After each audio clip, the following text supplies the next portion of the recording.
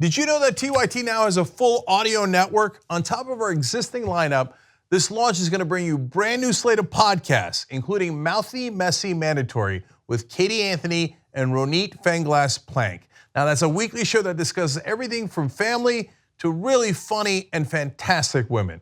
To get more info on the show and the whole TYT audio network, visit tyt.com/audio. A flight attendant for American Airlines who wishes to remain anonymous reached out to us here at the Young Turks to let us know about what flight attendants are experiencing while transporting immigrant children across state lines.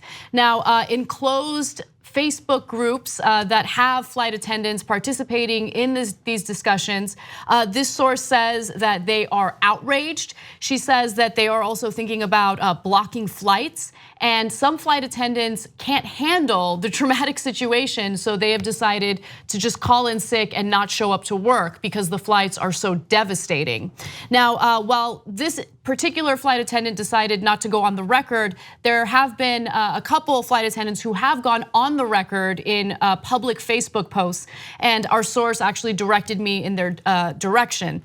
And so I want to read some of their posts to give you a sense of what they're going through and how much they want to take action to stop this from happening. They've even reached out to the corporate offices for American Airlines to get confirmation that these flights will not continue, but they have not received any confirmation so far.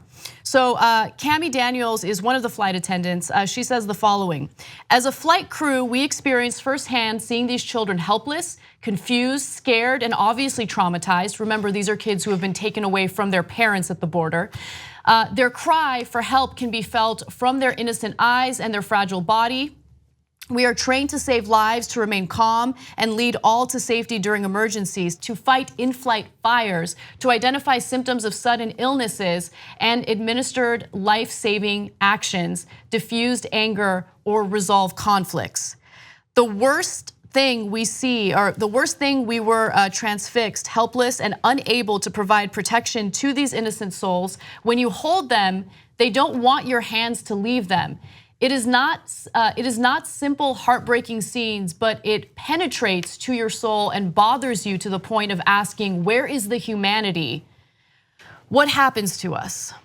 So some of these posts are public, as Anna explained. What we have now is indication that some of the flight attendants are considering taking further action, including not showing up to work if they're going to be forced to transport these innocent kids to their detention centers.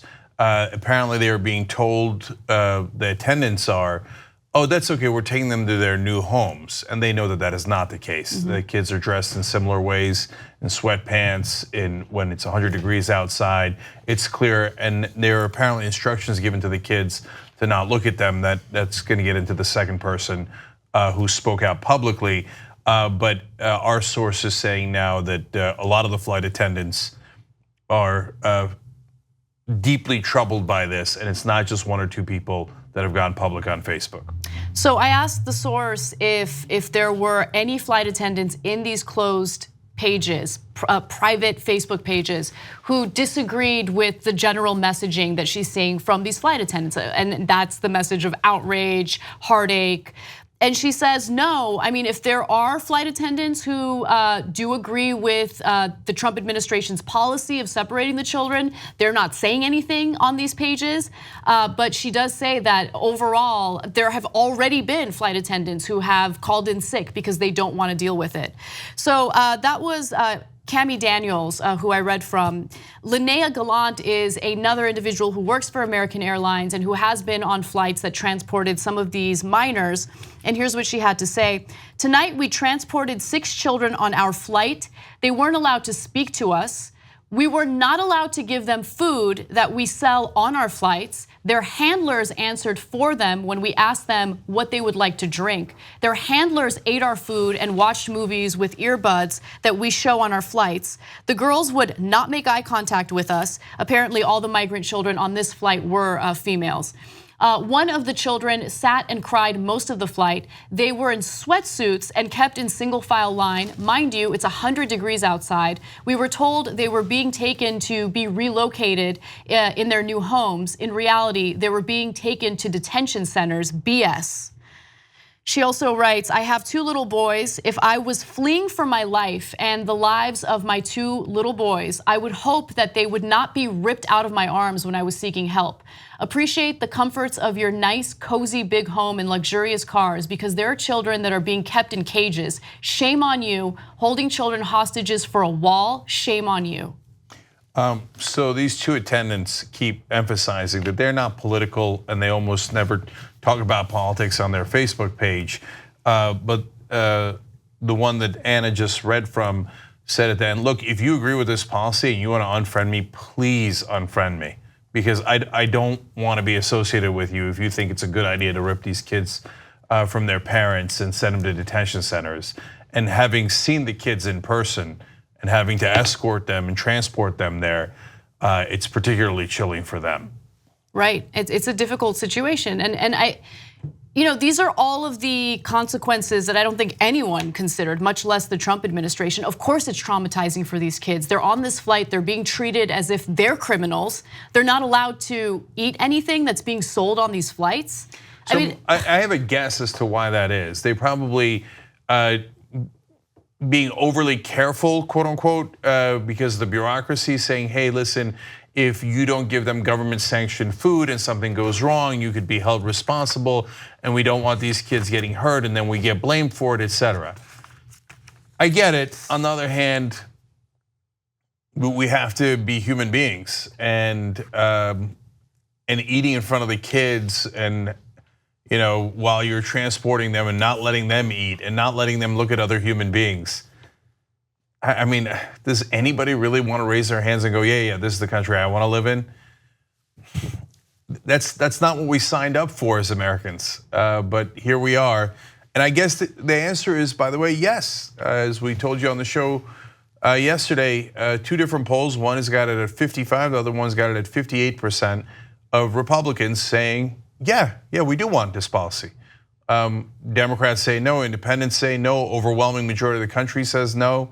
More than 2/3 of the country says don't do this, including now, to be fair, a lot of Republicans like Laura Bush famously spoke out about a former first lady, and now a lot of the politicians seeing those polls, like Lindsey Graham, are coming out and saying, yeah, we should probably change this policy. But right now, Trump is unmoved, and unfortunately, a significant majority of Republican voters are unmoved. I guess they look at those kids on those flights and go, well, they had it coming. This is genocidal policy 101. In order to do things to people, like we had slavery here, you have to make them less than human. So you have to put them on flights and have them not speak, have them not look at you, because we can't have any connection of humanity to them. If we hear their cries, we have to come up with a reason why that's not true. We have to call them from the very beginning. This guy's first introduction to running for president, they're rapists, they're killers, they're coming to take over. Where have you heard that before? Those others are rapists, they're killers, hide your kids, hide your wives. We can demean them to less than human, so that then we can do these things to them and you might not care as much anymore, because they're not humans, they're like pieces of random cargo that we're sending around the country. But it doesn't matter. They are children of people that are less than human, so therefore are less than human too. It's only we can try to justify it, but enough people have woken up, but they're still gonna push it because that's what we've always done. I mean, when you really think about it, it doesn't even matter if these children are American. If they fall under a certain social group, there's a portion of the country that doesn't believe in protecting them, even if they're Americans. I mean, why are we surprised? The Trump administration and its supporters,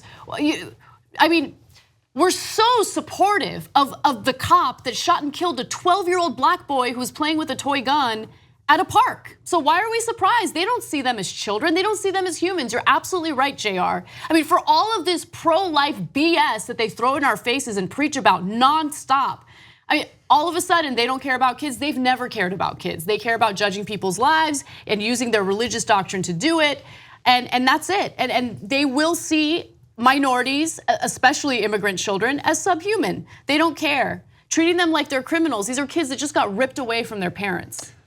So later in the program, I'm going to go into more detail about what I looked up on the website of the Holocaust Museum and the language that the Germans used, not at the end, but in the beginning. The Jews carry disease. They're animals, they're vermin, and they're the ones that cause all of our problems. Trump said that immigrants are infesting the country right now. He said That's it today. What he said it. He said it today, and when they started taking the Jews away, here's what I want you to understand: we're not at the end of that, right? We're not. These kids are not being taken to be murdered. Okay, that's not happening. Okay, but understand that that's not how it began in Germany either. And in the beginning, they didn't say we're going to kill all the Jews. In fact, when they were taking the Jews away, they said we are not going to kill them. They said we are exporting them out of the country, and everything's going to be okay. And in a haunting line that apparently Border Patrol was using, especially in the case of the infant that was taken away while the mom was breastfeeding him, they said, "Oh, we're going to take your kids to get a bath," which is exactly what the Germans said when they were escorting people into. Now, that was not holding camps. That they escorted them to the gas chambers. Those were the baths. Okay. Now that's not what's happening here, but we should be careful about that language, and we should be careful about going down that road, and we should be careful about taking people's kids away and putting them in detention centers in obvious cages, and then changing the language and saying no, it's just a chain link fence, so it's okay, because we've seen in the past where those roads lead. And we don't want any piece of that. And if you're a decent human being, you shouldn't want any piece of that, including some of the propaganda and the beginnings of that process that unfortunately far too many of us are experiencing right now. I mean, we're seeing it with our own eyes. These flight attendants are seeing it with their own eyes. And it's hard to look away. I also wanted to. And you shouldn't, by the way, don't look away. No, you shouldn't. I also want to draw attention to one other thing. The New York Times had a sit-down interview with Stephen Miller, and they recorded the conversation. They were going to use the audio for their reporting. The White House reached out to the New York Times and let them know that they did not want that audio to be released in any way, shape, or form. I'm not sure why, but the New York Times complied with the White House. I think it's fascinating that the very person who influenced Trump and pushed him toward this type of monstrous policy is the same person that the White House doesn't want on the record with audio talking about how he thinks these children should be treated and how this policy is a good idea. I mean, look, even Anthony Scaramucci, who was chief of staff for about 13 seconds to Donald Trump, came out and said, well, like, you got to make up your mind. Is it the Democrats who are making you do it, or is it deterrence, as Miller has suggested, Sessions has suggested, or is it a good thing that we should be doing this? Or is it not happening at all? They've used all three different things. No, it's not true. Secretary Nielsen said, don't believe the press. It's not happening at all. Then Trump said it was the Democrats' fault, and then Sessions and Miller say, no, it's a good thing that it's happening. Apparently, he said it in such outrageous ways that even the Trump administration doesn't want that getting out. Yep. So God knows what he said in those tapes. But we already know not only what they've said, but what they've done. And now as Americans interact with those kids, even if it's for a brief period of time before they're put into cages, it's heartbreaking. And I applaud the courage of these people who are speaking out and saying, I saw it with my own eyes, and it's unbearable. 2 easy ways to follow the Young Turks. One is hit the subscribe button down below, then you're a TYT subscriber. And second is ring the bell. And when you do that on YouTube, you're notified of our videos.